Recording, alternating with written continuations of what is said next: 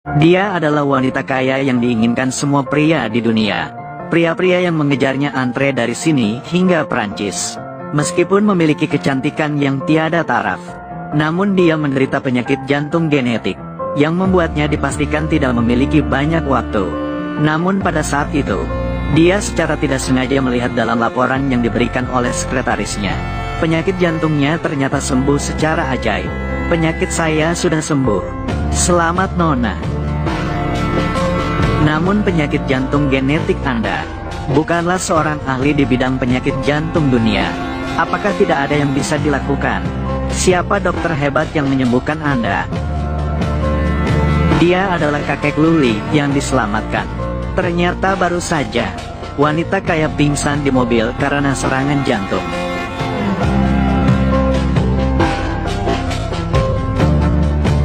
Setelah pemuda itu memeriksa denyut nadi, dia baru tahu, wanita itu ternyata menderita penyakit jantung yang sangat langka.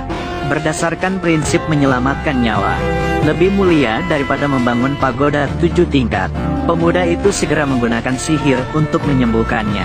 Setelah menjalani perawatan selama beberapa detik, wanita kaya itu akhirnya sadar.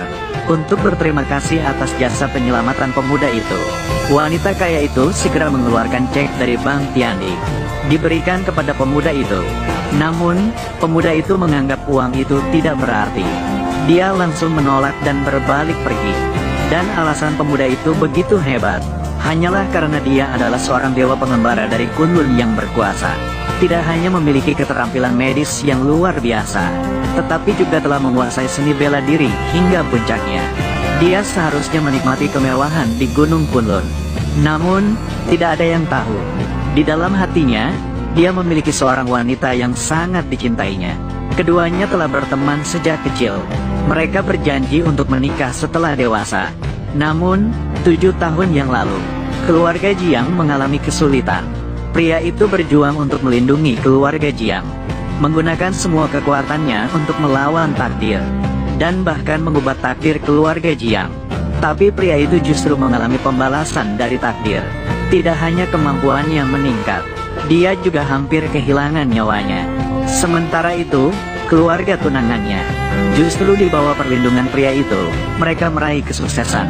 Mereka dengan cepat menjadi keluarga terkemuka di Kinsu. Kini pemuda itu telah sembuh dari lukanya.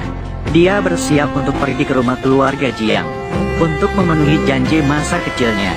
Namun di tengah jalan, dia bertemu dengan seorang cewek wanita yang sakit. Inilah yang menyebabkan adegan di awal terjadi. Maka dia tidak ragu untuk menggunakan 6 bagian saham keluarganya. Dia bersiap untuk meminta pemuda itu membantu lagi. Segera setelah itu, cewek wanita itu datang dengan saham untuk menemui pemuda itu. Dia dengan cemas bertanya kepada pemuda itu, apakah dia yang menyembuhkan penyakitnya? Pemuda itu dengan tegas mengakui. Dia kemudian menjelaskan, kali ini dia meminta agar pemuda itu menyembuhkan kakeknya. Dan dia berkata jika pemuda itu bisa membantu, dia akan memberikan 60% saham grupnya. Melihat cewek wanita itu memiliki niat yang tulus seperti itu, pemuda itu langsung menyetujuinya. Namun saat itu, dia menerima sebuah telepon. Pihak yang lain mengklaim bahwa kakek sudah hampir tidak bisa bertahan. Kakek, Paman Zong, ada apa dengan rumah?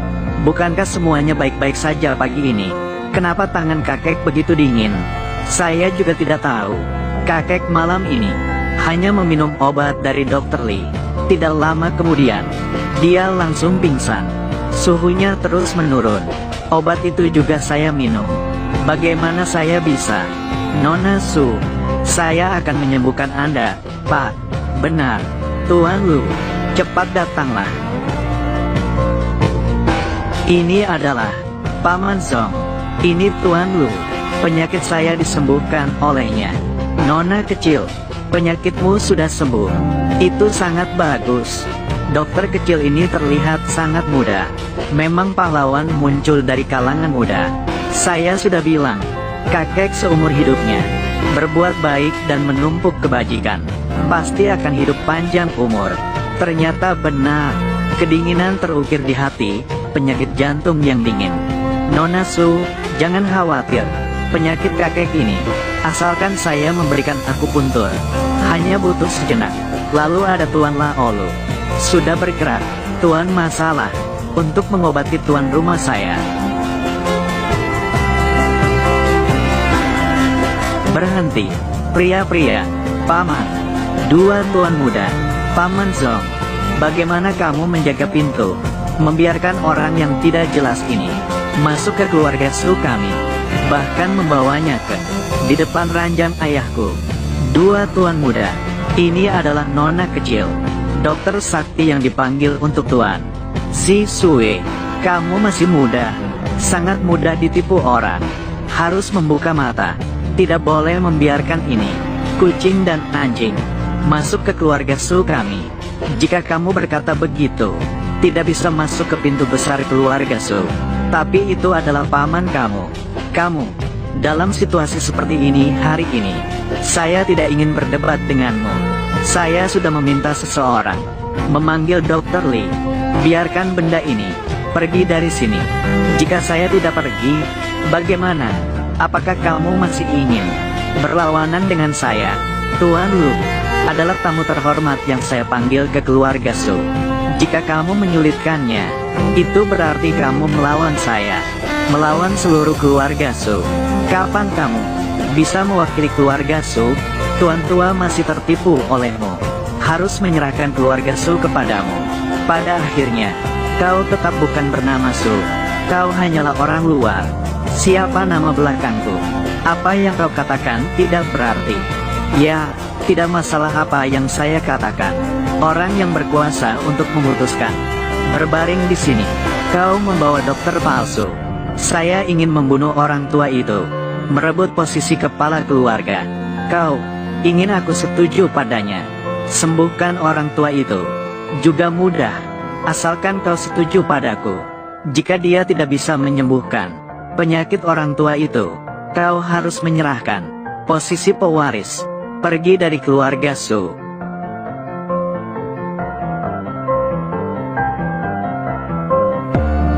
Baik, Tuan Lu. Lakukan akupuntur. Tidak perlu terburu-buru. Jika saya bisa menyembuhkan tuan tua ini sembuh, jika kau menyembuhkannya, saya akan memberi hormat dengan 3 kali sujud dan 9 kali penghormatan. Memanggilmu dengan sebutan ayah. Jangan, anak seperti kamu. Saya tidak berani mengakuinya. Begini saja, jika saya mengambil orang tua itu sembuh, kau harus menyerahkan keluarga Su. Semua saham, semua dialihkan kepada Nona Su. Baik, tidak masalah. Saya setuju padamu.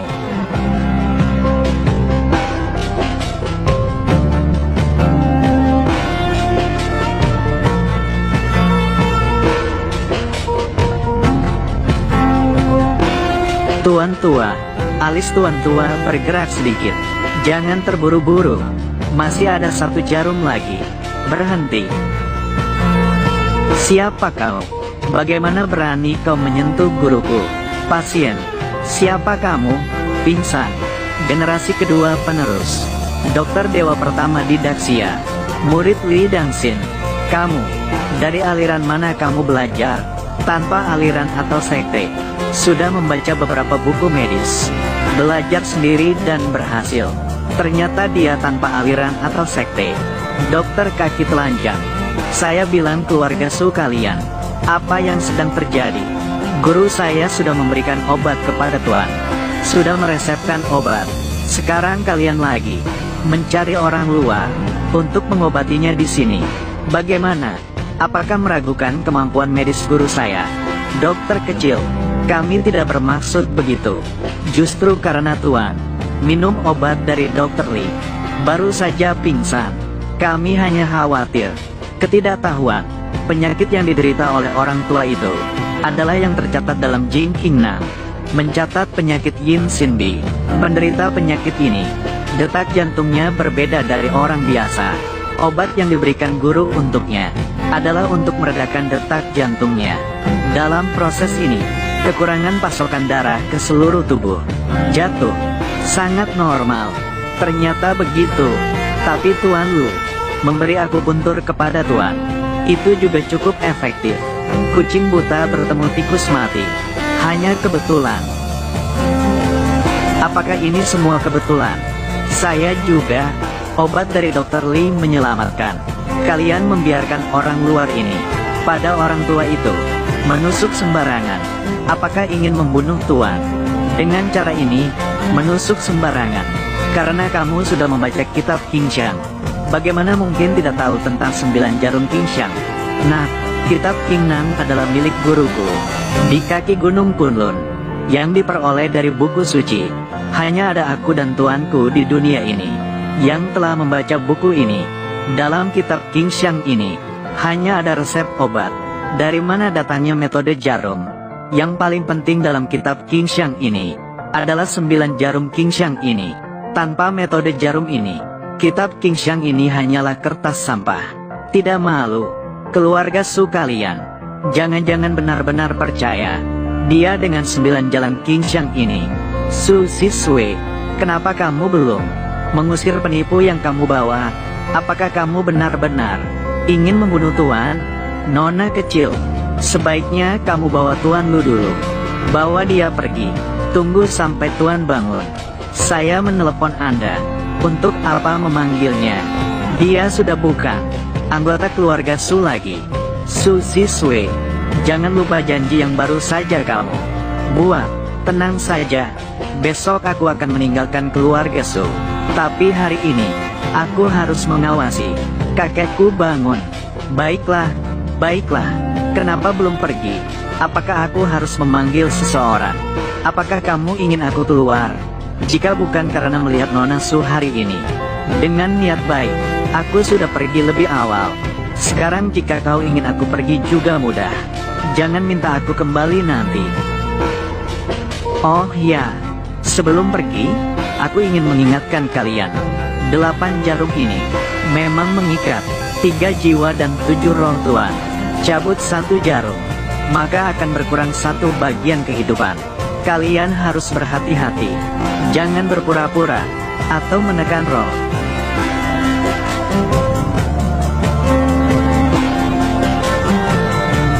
Kakek, dokter kecil, kenapa ayahku muntah darah? Jangan khawatir. Ini adalah setelah minum obat. Fenomena biasa. Normal.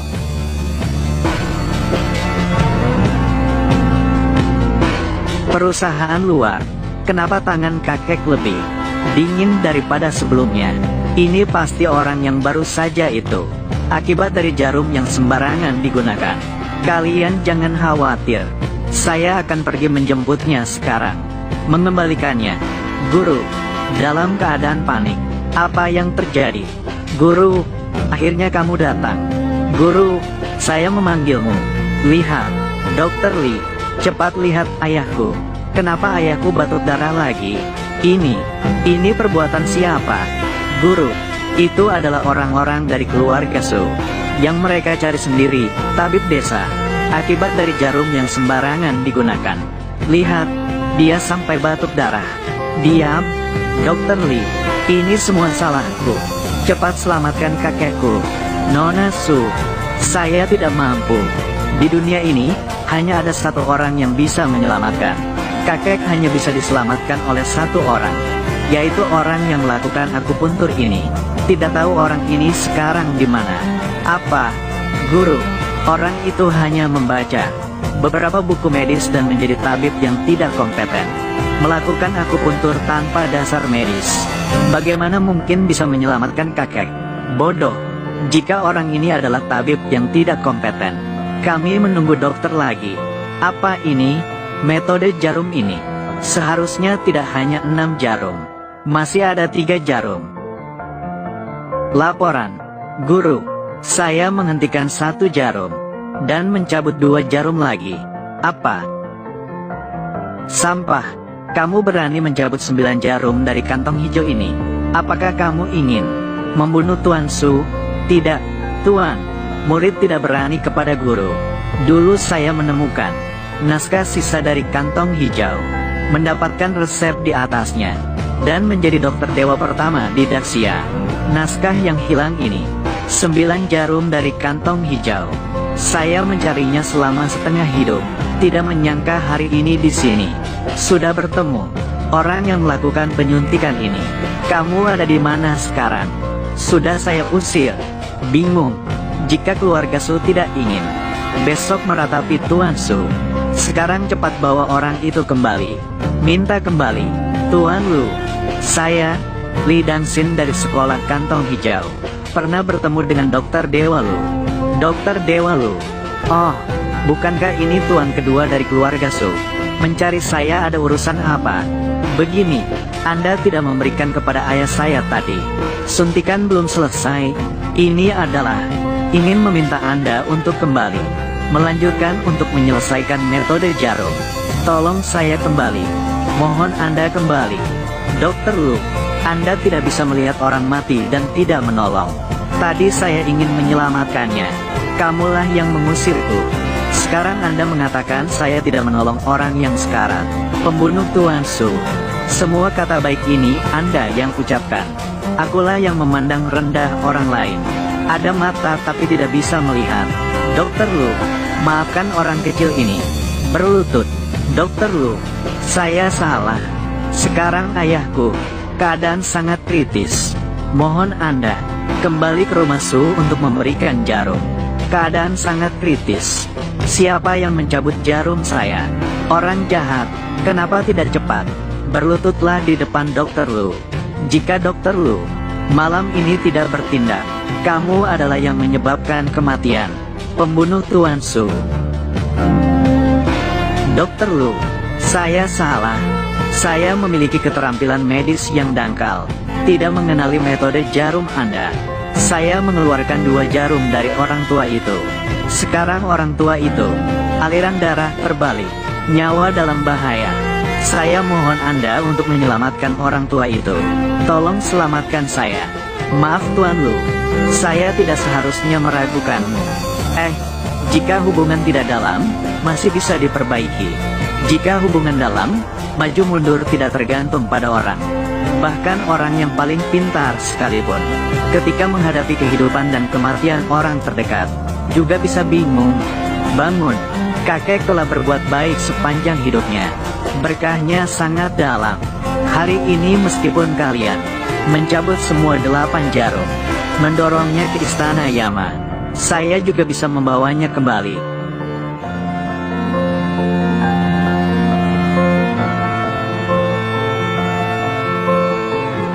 Kakek.